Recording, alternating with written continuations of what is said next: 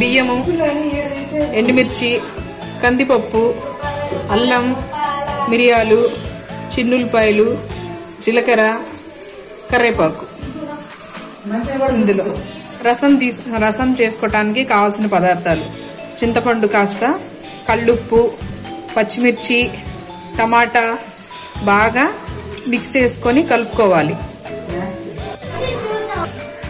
ఇలా బాగా మంచిగా మిక్స్ చేసుకొని మంచిగా కలుపుకున్నాక సాల్ట్ చూసేసుకొని తాలింపు పెట్టేసుకోవాలి.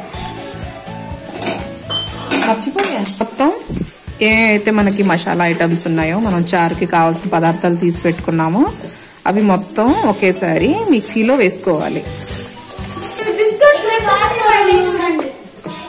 చూడండి, ఇప్పుడు మనం చారుకి కావాల్సిన ఇంగ్రీడియంట్స్ అన్ని వేసుకున్నాం కదా, చక్కగా ఇలా మిక్సీ వేసుకోవాలి.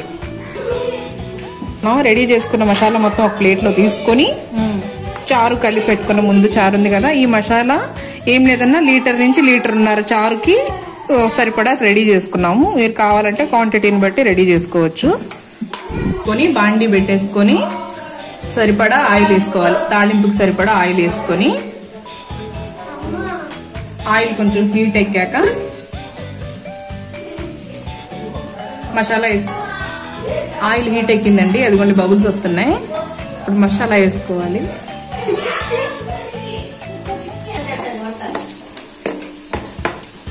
ఇవాళ చారు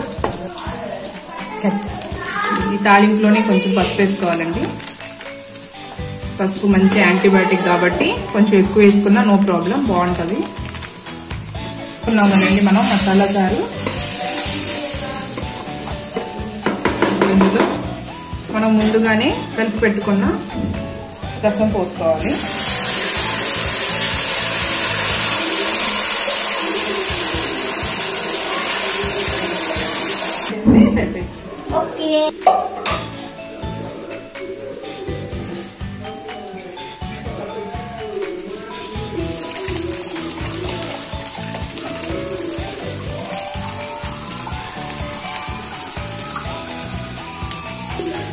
రసం పోసుకున్నాక మనం చక్కగా కలుపుకోవాలండి.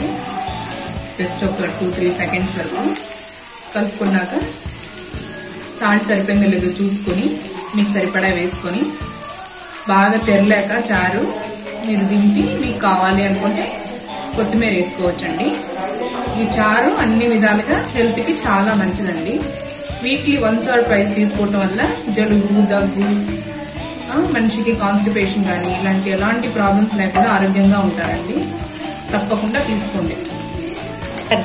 చారులో చిటికెడు ఎల్జీ ఇంగు కూడా వేసుకోండి, బాగుంటుంది. హెల్త్కి బాగుంటుంది, టేస్ట్కి కూడా బాగుంటుంది. Thanks for watching. రెడీ అయ్యాయండి, బాగా తెరులుతున్నాయి చూస్తున్నారా. ఇలాగే నేను చెప్పిన విధంగా రెడీ చేసుకోండి. చక్కగా వీక్లీ 2 తీసుకోండి. లైక్ చేయండి, షేర్ చేయండి, సబ్స్క్రైబ్ చేయండి. Thank you.